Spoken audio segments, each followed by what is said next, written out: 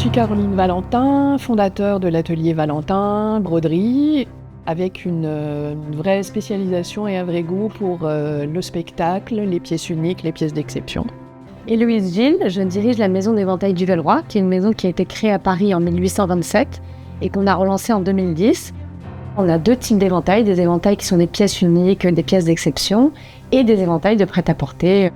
Cette année, la maison du Velleroy et l'atelier Valentin ont décidé de travailler ensemble. Le Moulin Rouge a eu la bonne idée de nous rassembler pour faire un objet qui soit une conjonction de ces deux savoir-faire-là, du savoir-faire d'éventailliste et du savoir-faire de broderie. Mais je crois que ce qui a retenu l'attention de Caroline Valentin, c'était cette forme-ci, qui est une forme qui s'appelait la forme mouchoir au 19e siècle, qui est une forme carrée. Et elle est intéressante d'abord parce qu'il y a le chemin du pli quand l'éventail est refermé. Ensuite parce que c'est surprenant, on ne s'attend pas à un éventail carré. Et aussi parce que la largeur des plis permet une surface d'expression plus grande et plus libre pour la broderie. L'inspiration par rapport à cette forme, donc, que je trouvais particulièrement séduisante, c'était cette archive de la maison du Velleroy.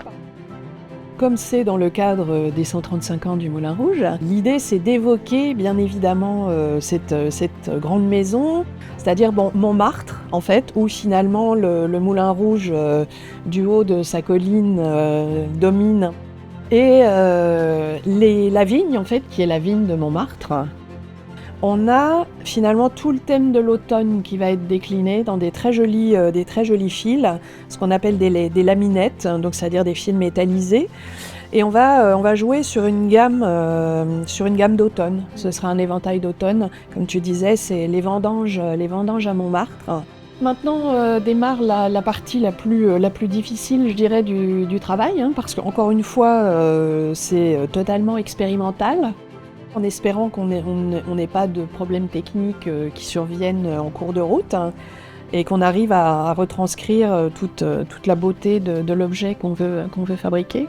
C'est la partie la plus risquée quelque part. Oui, parce que le plus on avance dans le projet, le plus le travail antérieur peut être mis en péril.